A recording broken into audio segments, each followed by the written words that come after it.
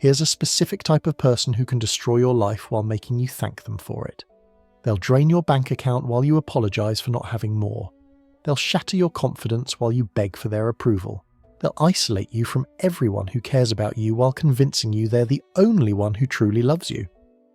Today, I'm going to expose the most dangerous type of partner a man can encounter, the psychological manipulator. And before you think that would never happen to me, understand that these individuals specifically target strong, successful men because you have more to take. The manipulation in relationships starts so subtly you won't even notice. First month, they're perfect. Everything you say is fascinating. Every joke you make is hilarious. Every achievement you share is incredible. They mirror your interests, share your values, agree with your opinions. You think you've found your soulmate. What you've actually found is a predator studying their prey. Some women have mastered the art of psychological control through what psychologists call intermittent reinforcement. It's the same principle that makes gambling addictive.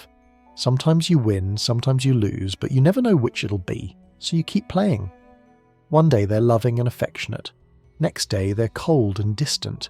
You never know which version you'll get, so you become hypervigilant, always trying to earn the good version. I had a client, successful entrepreneur, built his company from nothing. Met a woman who seemed perfect, beautiful, charming, interested in his work. 6 months later he's in my office, hands shaking, asking me if he's going crazy. She'd convinced him that his memory was failing, that his friends were using him, that his family was toxic. The only person he could trust, she said, was her. Classic isolation technique. The gradual psychological control is like boiling a frog. Turn the heat up slowly enough, and the frog doesn't notice until it's too late. Week 1, they're upset you went out with friends without telling them first. Seems reasonable. Communication is important, right? Month 2, they're hurt you'd rather see friends than spend time with them. Month 6, you haven't seen your friends in weeks, and you're not even sure why. These individuals reduce positive interactions while increasing negative ones at a calculated pace. Early on, the ratio might be 80% positive, 20% negative. You barely notice the criticism among all the affection. But gradually it shifts. 70 to 30, 60 to 40, 50 to 50. By the time you're at 20% positive, 80% negative, you're so desperate for those rare moments of affection that you'll do anything to get them. The emotional rollercoaster becomes your new normal. Monday, they love you more than anything. Tuesday, you disgust them. Wednesday, they can't live without you. Thursday, they're thinking about leaving. Your nervous system never gets to rest. You're constantly in fight or flight mode, cortisol flooding your system, slowly destroying your physical and mental health. I've studied toxic personalities for over a decade, and certain patterns always emerge. These individuals often display what we call the dark triad traits: narcissism, Machiavellianism, and psychopathy. They lack empathy but excel at mimicking it. They see people as resources to exploit, not humans to connect with. They feel entitled to whatever they want and genuinely believe others exist to serve them. The narcissistic type needs constant admiration and validation. Everything becomes about them. Your promotion at work, they'll find a way to make it about how it affects them. Your mother's illness? They're more upset about how it inconveniences them. Your achievements threaten them. Your struggles annoy them. You exist solely as a supporting character in their story. Some women with these traits are particularly dangerous because society often doesn't recognize female predators. We're conditioned to see women as nurturing, empathetic, safe. So when a woman displays predatory behavior, we rationalize it away. She's not controlling, she just cares a lot. She's not manipulative, she's emotional. She's not abusive, she's passionate. The impact on mental health is devastating. Men who've been through this describe symptoms similar to prisoners of war: hypervigilance, anxiety, depression, PTSD. They jump when their phone rings. They apologize constantly for nothing. They second-guess every thought, every feeling, every memory. Their confidence isn't just damaged, it's systematically destroyed. A client told me he used to give presentations to hundreds of people without breaking a sweat. After 2 years with a psychological manipulator, he couldn't order coffee without anxiety. She'd criticized everything: how he walked, talked, ate, breathed. Nothing was ever right. He'd become so focused on not triggering her criticism that he forgot who he was. The resource exploitation goes beyond just emotional and mental damage. These individuals will drain you financially while making you feel guilty for not giving more. They'll have sob stories about past trauma, current struggles, future dreams that only you can fund. Your money becomes their money, but their money remains their money. You're paying for everything while they're saving everything.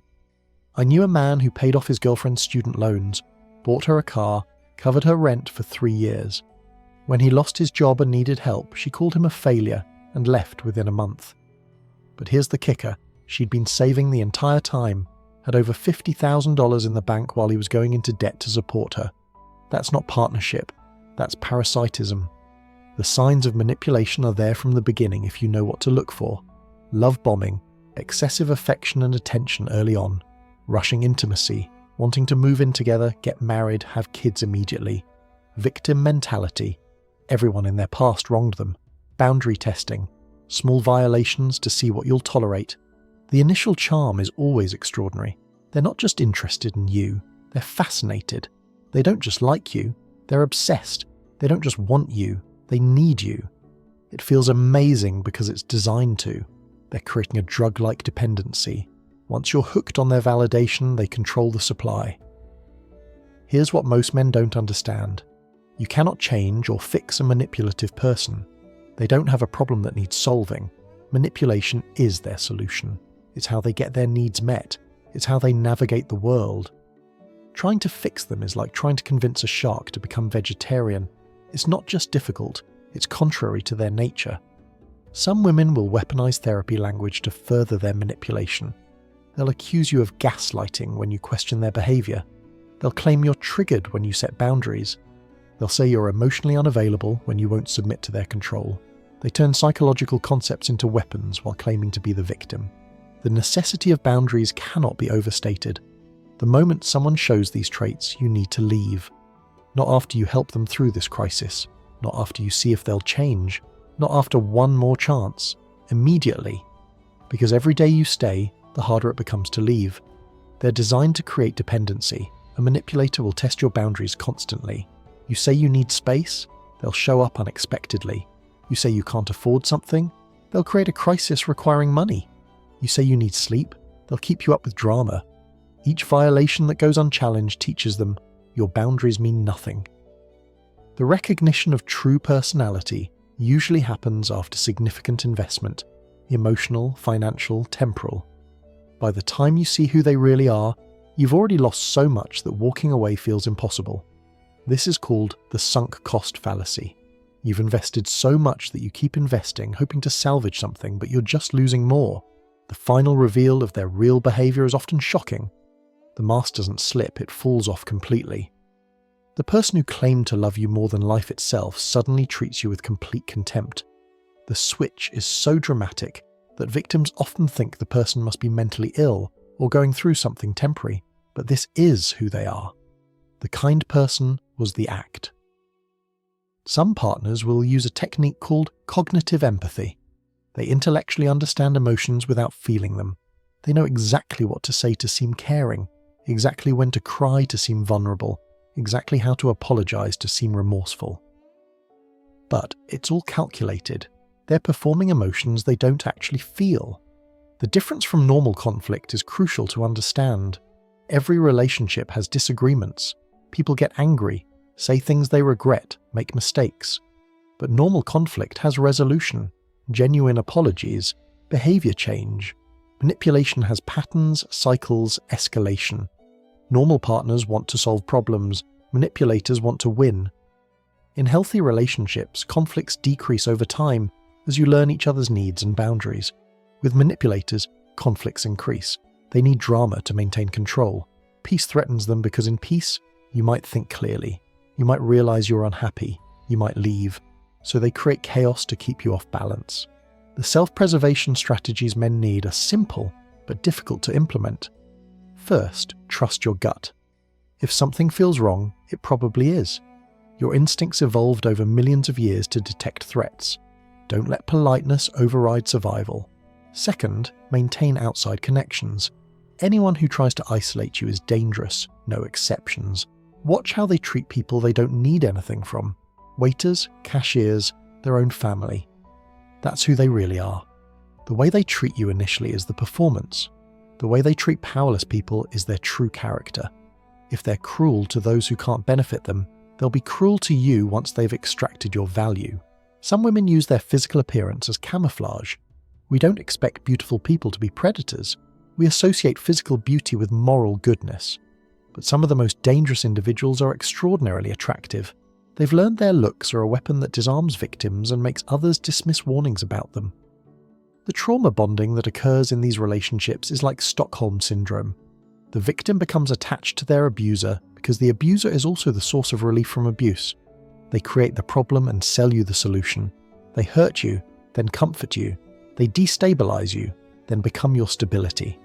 It's psychological warfare. I've seen men lose everything to these individuals. Careers destroyed by false accusations. Fortunes drained through manipulation.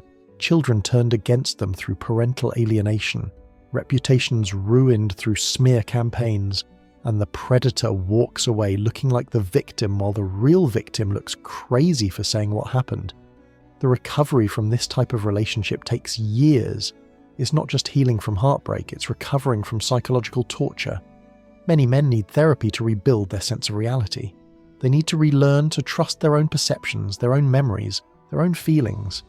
The damage goes deeper than most people understand. Some partners will use sex as a weapon of control. Intense sexual connection early on creates bonding hormones, oxytocin, dopamine, serotonin. Then they withdraw sexually while blaming you.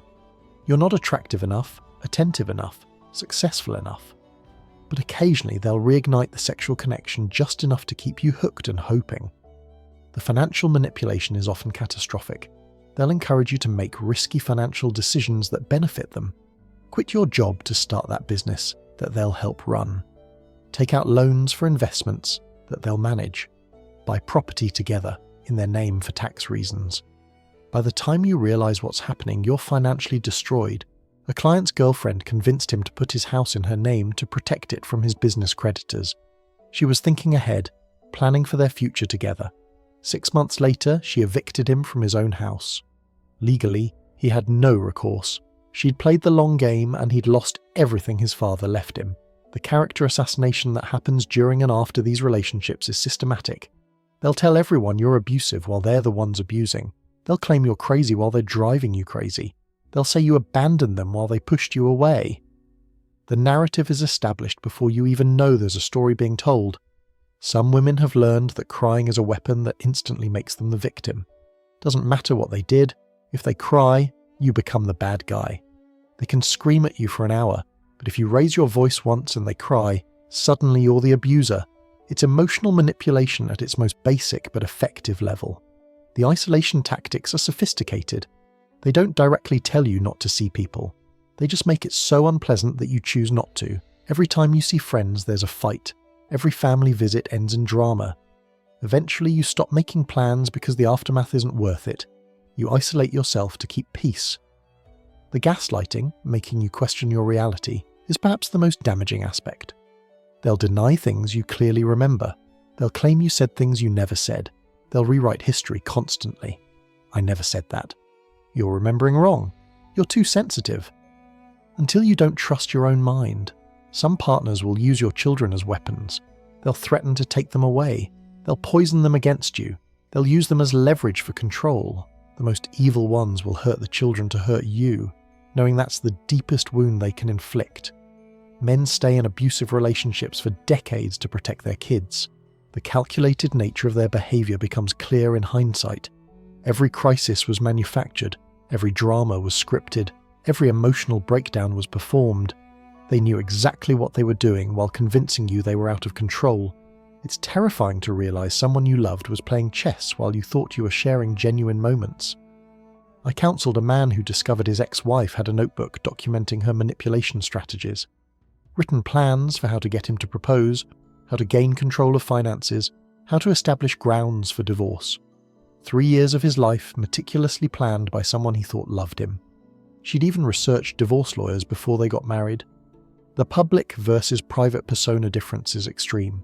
In public, they're charming, generous, caring. Everyone loves them. In private, they're cruel, selfish, cold. Nobody believes you when you try to explain. How could someone so wonderful be so terrible?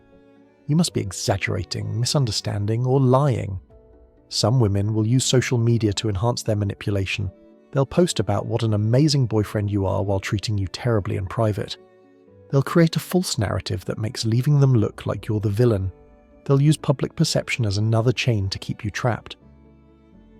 The victimhood identity is central to their strategy. They're never responsible for anything. Every problem in their life is someone else's fault. Every consequence they face is unfair persecution. This serves two purposes. It justifies their behavior, and it recruits others to enable them. People want to help victims, and they exploit that. The love bombing phase is so intense because it's based on study, not genuine feeling. They're observing what you respond to, what you need, what you've been missing. Then they become exactly that. It's not coincidence that they seem perfect. They're performing a role based on reconnaissance. Some partners will deliberately create dependency. They'll encourage you to make decisions that leave you vulnerable. Move to a new city where they're your only connection. Leave your job so they can support you temporarily. Burn bridges with people who might warn you about them. Each step makes leaving harder. The psychological term learned helplessness describes what happens to victims. After enough punishment, regardless of behavior, you stop trying to escape even when you could. You become passive, accepting abuse as inevitable. Men strong enough to fight anyone become unable to stand up to a 120-pound woman because she's destroyed their will. The intermittent reinforcement schedule is scientifically proven to create the strongest addiction. Constant reward actually creates less attachment than random reward. These individuals instinctively understand this. They'll be cruel for days, then suddenly loving, keeping you constantly hoping for the good version to return. Some women will use false accusations as a control mechanism. They know that merely accusing a man of abuse can destroy his life. The threat doesn't have to be explicit. You know that if you leave, if you resist, if you expose them, they can make one phone call and ruin you. So you stay, trapped by fear of false accusations. The recovery requires complete severance. No contact isn't just recommended, it's essential. Every interaction resets your healing. Every text reactivates trauma bonds. Every meeting risks re-entrapment. These individuals are expert at hoovering, sucking victims back in with promises of change that never materialize. I've seen men go back 5, 10, 15 times, each time convinced it'll be different. Each time the abuse gets worse.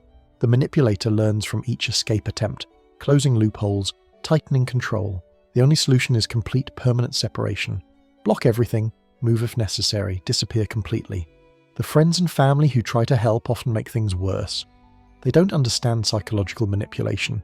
They say things like, just leave, or stand up to her, or it can't be that bad. They can't comprehend how someone seemingly normal could be so calculating, so cruel. Their disbelief isolates the victim further. Some partners will threaten self-harm to control you. If you leave, I'll kill myself. It's the ultimate manipulation, making you responsible for their life. Many men stay for years held hostage by these threats. But here's the truth. Truly suicidal people don't use it as leverage. It's another performance, another control mechanism. The mind games become so complex you can't track them. Double binds where you're wrong no matter what you choose. Moving goalposts where success is impossible. Projection where their crimes become your accusations. Word salad where arguments become incomprehensible. It's designed to exhaust your mental resources. The strategic incompetence some exhibit is masterful. They can run complex manipulation schemes but can't remember to pay bills. They can orchestrate elaborate deceptions but can't hold a job. They're helpless when it benefits them, competent when it serves them. You end up doing everything while they do nothing. I knew a woman who convinced 3 different men she was pregnant with their child simultaneously. Collected money from all of them for prenatal care and baby preparation. None of them knew about the others. She was never pregnant. When discovered, she claimed mental illness and kept most of the money. The men looked like fools for falling for it. The trauma bond breaking requires understanding that the person you loved never existed. That person was a character, a performance, a mirror reflecting what you wanted to see. The real person is the one who hurt you. Accepting this is agonizing but necessary. You're not mourning a person, you're mourning an illusion. Some women will use cultural narratives to their advantage. They know society is primed to believe women and suspect men. They know claiming abuse garners sympathy and resources. They know playing the victim provides power. They weaponize legitimate social progress for personal gain. The systematic destruction of self-esteem follows a pattern. First, they build you up higher than you've ever been. Then they knock you down lower than you knew possible. Then they alternate randomly between the two until you don't know who you are anymore. Your identity becomes dependent on their assessment. The reality distortion field they create is so strong that victims often defend their abusers. She's not that bad. She's going through a tough time. I probably deserved it. This isn't weakness, it's psychological programming. The mind protects itself from trauma by minimizing and rationalizing abuse. Some partners will sabotage your success while pretending to support it. They'll create crises before important meetings. They'll start fights before job interviews. They'll have emergencies during crucial moments. Then they'll comfort you when you fail, becoming your consolation while being your saboteur. The covert contracts they create are invisible but binding. You owe them because they saved you from problems they created. You can't leave because they need you, dependency they fostered. You must provide because they deserve it, entitlement they assert. These aren't agreements, they're psychological prisons. I've watched strong, successful men reduced to shells of themselves, CEOs who can't make simple decisions, athletes who've lost all confidence, artists who've stopped creating. These predators don't just take resources, they destroy souls. They leave victims so broken that recovery seems impossible. The warning signs are always there, but we're trained to ignore them. That instant connection might be love bombing, that amazing sexual chemistry, could be manipulation, that perfect compatibility. Perhaps it's mirroring, that sob story about their past, possibly bait for your empathy. Some women have perfected the damaged bird routine. They present themselves as broken but beautiful, hurt but hopeful. They trigger your protector instinct, your desire to be the hero. You think you're saving them, but they're enslaving you. The damage is real, but it's not what makes them dangerous. It's what they've become because of it. The final discard is often the cruelest part. After years of saying they can't live without you, they leave without backward glance. After you've sacrificed everything, they move on instantly. The speed of replacement reveals the truth. You were never special to them, just useful. When utility ended, so did fake affection. The protection mechanisms men need to develop aren't about becoming cold or cynical. They're about maintaining boundaries, trusting instincts, and recognizing patterns. You can still be open to love while being closed to manipulation. You can still be generous while protecting resources. You can still be trusting while verifying truth. Some partners will use spiritual or religious manipulation. They'll claim God wants you together. They'll use scripture to justify their behavior. They'll make leaving seem like spiritual failure. They corrupt sacred concepts for control, making escape feel like betrayal of faith itself. The recovery community for men is growing but still hidden. Men don't talk about being abused. They don't share their manipulation stories. They suffer in silence, thinking they're alone, weak or crazy. But millions of men have experienced this. You're not alone, you're not weak, and you're definitely not crazy. The repetition compulsion makes victims likely to choose similar partners again. The familiar feels safe even when it's dangerous. You're drawn to what you know even when what you know hurts. Breaking this pattern requires conscious effort, therapy, and time. Otherwise, you'll find another predator in different packaging. Some women will use pregnancy as a trap. They'll secretly stop birth control. They'll lie about fertility issues. They'll manipulate conception timing. Once pregnant, they have 18 years of control through child support, custody battles, and access manipulation. It's reproductive coercion, but nobody calls it that when women do it. The institutional bias toward believing women makes male victims invisible. Police assume you're the aggressor. Courts favor her testimony. Therapists see her tears, not your bruises. Friends believe her stories, not your truth. The system designed to protect victims becomes another weapon against you. The long-term effects last years after escape. Trust issues, intimacy problems, hypervigilance, emotional numbness. You jump when phones ring. You panic at confrontation. You apologize reflexively. You question everything. The relationship ends, but the trauma continues until properly addressed. Some partners will stalk after you leave. Not obviously, that would be illegal. but they'll show up places accidentally. They'll contact you from new numbers repeatedly. They'll send messages through mutual friends constantly. They'll post about you indirectly. The harassment continues while maintaining plausible deniability. The protection strategies that work are boring but effective. Document everything: texts, emails, recordings. Tell trusted friends the truth early. Keep evidence of abuse safe. Maintain financial independence always. Have an escape plan ready. Don't wait for perfect timing. When you see the signs, leave immediately. The most dangerous type isn't the obviously crazy one. It's the one who seems perfect, the one everyone loves, the one who makes you question your own perceptions, the one who hurts you while making you feel grateful. That's the predator who destroys lives while looking like a victim. Some women have turned manipulation into an art form. They've studied psychology to weaponize it. They've learned therapy speak to deflect accountability. They've mastered emotional triggers to control responses. They're not accidentally harmful, they're intentionally predatory. The final message for men is simple but critical. Your intuition is right. If something feels wrong, it is. If you feel manipulated, you are. If you think you're being gaslit, you are. Trust yourself. Your feelings are valid, your experience is real, and you deserve better than psychological torture disguised as love. The healing is possible but requires work. Therapy helps rebuild reality testing. Support groups provide validation. Self-care restores identity. Boundaries prevent repetition. Time diminishes trauma. You can recover, but only if you first escape and stay escaped. No contact is the beginning of healing. I've counseled hundreds of men who've survived these relationships. Every single one says the same thing. They wish they'd left sooner. Not one man regrets leaving. Many regret staying. The clarity that comes after escape reveals how bad it really was. The fog lifts and you see the prison clearly. The societal shift needed is recognition that predators come in all forms. Some women are dangerous.